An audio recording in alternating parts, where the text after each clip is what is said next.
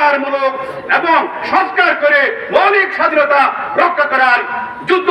আজকে যুদ্ধ হচ্ছে সার্বভৌমত্ব, ভূগর্ভস্থ 71-এর লাল সবুজের পতাকায় উর্জিত লাখো শহীদের রক্তের বিনিময়, 52-এর স্বাধীনতা, 71-এর স্বাধীনতা, 7/74-এর রক্ত এবং বীর মুজাহিদের রক্তের বিনিময়ে যে স্বাধীনতা রক্ষা হয়েছে, সেই স্বাধীনতা রক্ষা করার একমাত্র সংগ্রাম, একমাত্র কঠিন যুদ্ধ হচ্ছে গোঠের যুদ্ধ।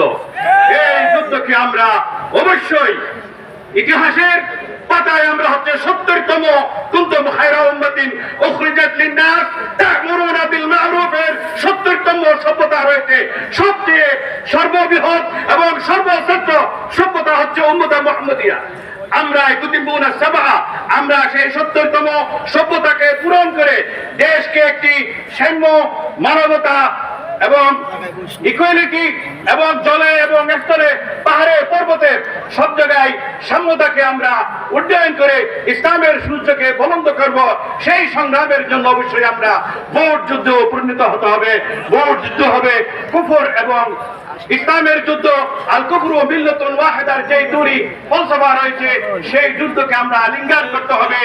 সে কখনকার বামে দামামা বাজিয়ে ভোট যুদ্ধকে, ভোট কেন্দ্রকে পাহারা দিয়ে আমরা তথাকথিত সংবিধান এবং তথাকথিত সেকুলারকে আমরা আখিরু তাকবীরের মাধ্যমে নাওয়াইতু আন উসাল্লি লিল্লাহি তাআলা তাকবীরাত করে তথাকথিত গণতন্ত্রকে জানা করে দিলাম ইনশাআল্লাহ পীর সাহেব সরমুনার নেতৃত্বে। আপনারা হাত তুলে ওয়াদা করুন, যাকে যখন দেখে ডাক দেওয়া হবে আমরা মাঠে ঝাঁপিয়ে পড়ো।